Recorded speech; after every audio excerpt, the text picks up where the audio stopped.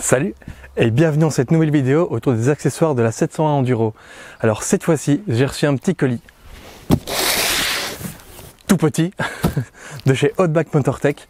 Donc on va découvrir ça ensemble, on va faire le montage et je vous donnerai mon avis dessus. On a donc le sabot moteur de chez Outback. Fucking famous. Alors, les crash bars. Et alors, on a de quoi mettre de la bagagerie souple. Ah, qu'est-ce que c'est que ça?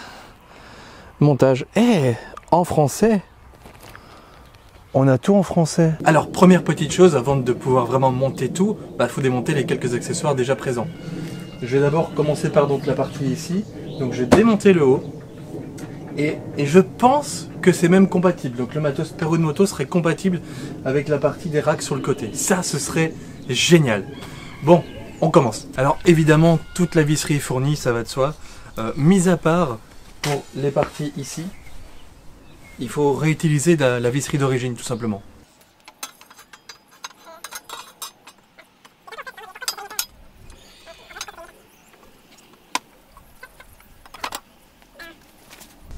Ça le fait quand même, hein, franchement. Pardon, j'ai peut-être l'air un peu trop enthousiaste, mais moi quand j'aime, je le montre quoi. Hein.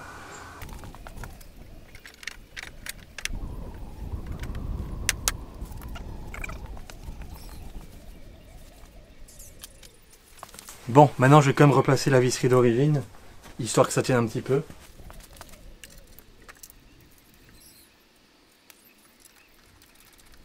Alors je vous prends un petit peu avec moi ici parce que au final pourquoi pas, hein, j'ai envie de dire. Alors ici donc pour la partie arrière c'est franchement assez simple globalement. Il faut simplement mettre les petites entretoises, visser, et il y en a 4 à mettre en tout, 2 ici et 2 de l'autre côté. Alors grosso modo ici ils disent de préparer la pièce, et donc pour la préparer il va falloir mettre ceci ici avec les petits caches, enfin les petits absorbeurs comme ça. Franchement c'est extra, ils ont incorporé les écrous de base quoi.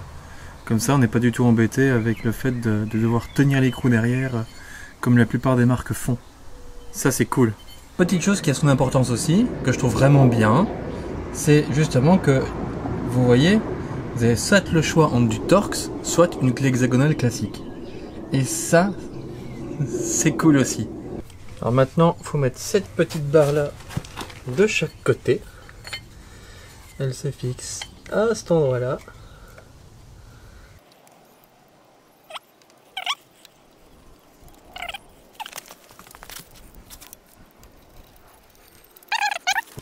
Hop.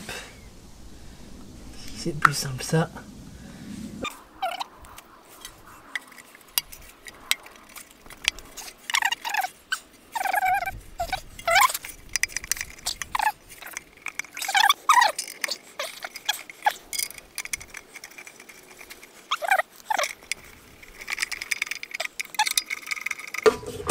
J'aurais bien vu des petites rondelles moi en plus. Mais... et bien voilà. Oh, il est magnifique. Et en effet, on peut bien le serrer après, sans problème. J'étais pas certain, mais ça passe crème. Alors maintenant, on va passer au petit crash bar. Hop, qui se mettent ici, à ce niveau-là. Et puis tout sera monté. Et ouais. Et pour le moment, en tout cas, ça inspire confiance. Alors, petite astuce, si tu penses que tu n'as pas de quoi desserrer ceci, donc c'est du Torx 45, eh bien sache que en fait c'est fourni avec la moto. Donc dans le petit kit, globalement tu as tout ce qu'il faut pour pouvoir dévisser ça. Alors faut y aller, hein. C'est un truc qui est quand même assez costaud, c'est normal, ça tient le moteur, mais ça le fait.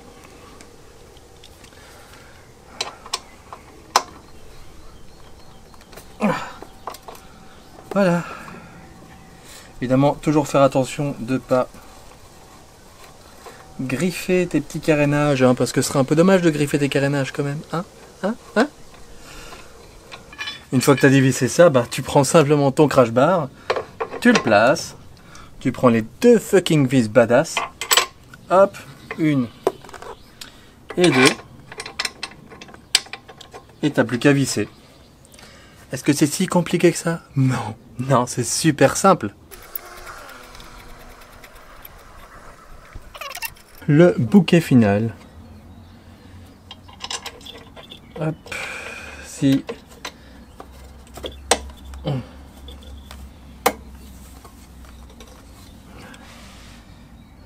j'y arrive comme il faut.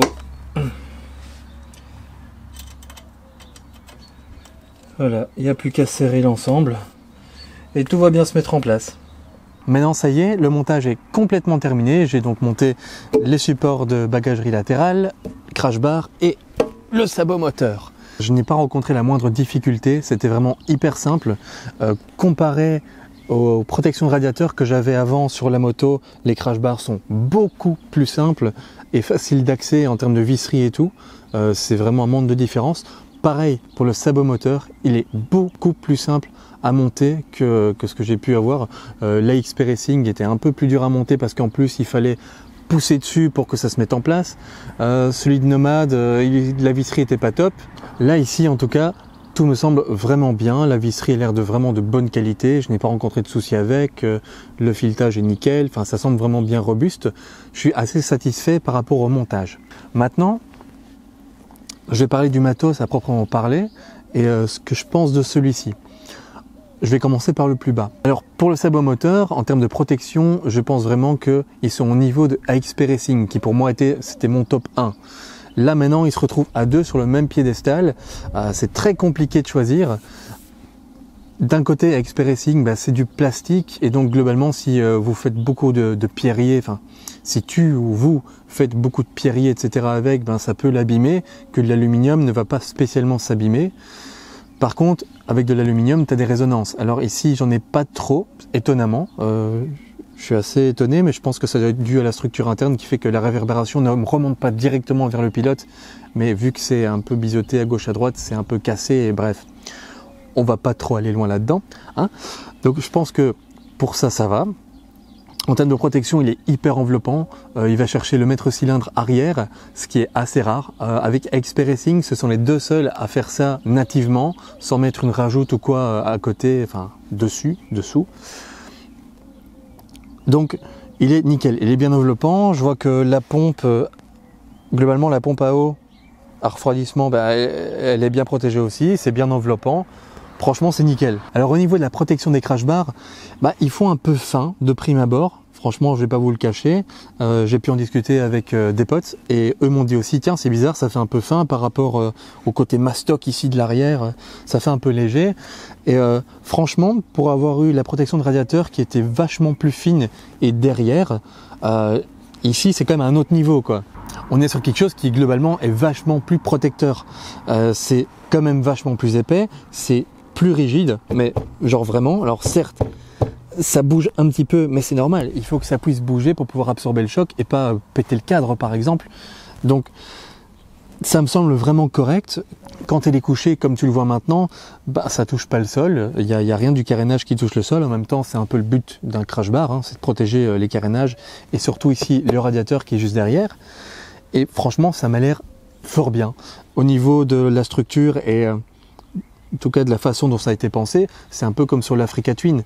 Donc, et j'en étais super satisfait, quoi. Globalement, l'Africa Twin, c'était juste 2 points de fixation. Ici, on a quand même 2 fixations sur le cadre, plus la barre qui fait que ça se rejoint. Et franchement, ça le fait. Je pense vraiment que ça va être bien robuste dans le temps et qu'il n'y aura pas de souci à ce niveau-là. Maintenant, je peux me tromper, je n'ai pas la science infuse et je n'ai pas subi de choc ou de crash avec.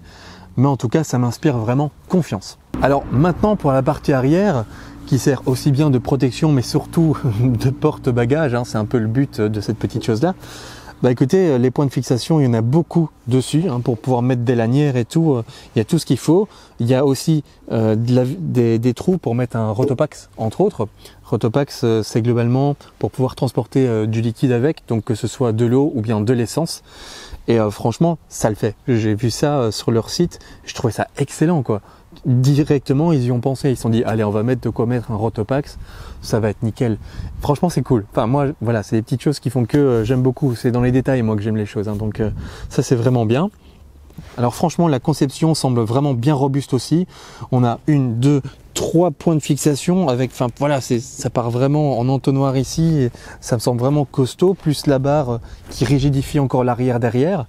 Ça me semble vraiment très très bien. Alors en termes d'utilisation, ma tête va être un petit peu coupée, hein. Là c'est pas grave, de toute façon ce qui compte c'est de voir ce qu'il y a en dessous. Donc je sens ici un petit peu en effet qu'il y a, il y a une barre derrière. C'est pas que ça me gêne, mais je la sens, elle est présente. Ça n'écarte pas mes pieds outre mesure, c'est pas dérangeant. Et là quand je suis debout, je sais qu'elle est là, mais étant donné que de toute façon je dois mettre comme ceci et que quand je vais changer c'est là et là, c'est pas dérangeant. Je sens qu'elles sont présentes, mais je suis pas spécialement contre. Donc ça va, j'ai pu rouler un petit peu avec et franchement mon premier ressenti était correct. Ça me semblait assez bien. J'ai pas grand chose de négatif à le dire. De toute façon, c'est qu'une vidéo de présentation pour le coup, hein. Le seul problème que je vois maintenant vraiment par rapport à ici, c'est que, bon, on va pas se le cacher, c'est pas une moto pour faire du duo, hein. La selle est super courte. De fait, tu peux en faire occasionnellement, mais c'est vraiment pas le but. Avec ce support-ci, il est impossible de remettre les repose-pieds d'origine. Et donc, de vraiment faire du duo, c'est compliqué. La personne aura ses jambes pendantes, quoi, globalement. Parce que tu peux plus avoir les repose-pieds. Alors, comme je le disais, c'est pas du tout une moto prévue pour faire du duo, hein. On est bien d'accord. C'est une moto solo, même si elle est homologuée duo. Le duo, c'est vraiment anecdotique. Tu vas très très peu en faire avec. Parce que la selle est trop petite, globalement elle n'est pas assez longue, c'est vraiment désagréable. Puis même la suspension n'est pas prévue pour. Le seul petit couac que je note ici par rapport au matériel que j'avais déjà avant, c'est que je ne peux plus mettre le matos de Perun Moto avec. Parce que là, à l'heure actuelle, c'est pas compatible. En fait, il faudrait simplement qu'il y ait 4 vis plus longues et ça le ferait. Mais comme je ne les ai pas, je peux pas le faire. Ça c'est un peu dommage quand même. Ça se joue à pas grand chose quoi, ça se joue à 3 cm grand maximum au niveau de la longueur des vis et ça le ferait quoi. Donc c'est vraiment dommage, mais bon, on peut pas tout avoir quoi. Cela dit, je suis en contact avec Outback Motortech et je pense qu'on va trouver un moyen, on va régler ça quoi. On va rendre ça compatible, quitte à ce que lui achète une plaque et fasse en sorte que. Mais je vous tiendrai au courant de toute façon si jamais ça évolue ou quoi. Vous pouvez me suivre sur les réseaux sociaux, en général c'est via ce support-là que je discute le plus et que je transmets les infos. C'est plus simple que de sortir une vidéo juste pour dire ah bah voilà maintenant c'est compatible avec le matériel de Perun Moto quoi. Enfin voilà, ça fait c'est un peu con de sortir une vidéo pour ça. Alors c'est ici que cette vidéo de présentation touche à sa fin. Comme d'hab, si tu as la moindre question, t'hésites pas, hein, tu vas dans les commentaires et on discute quoi, il n'y a pas de problème.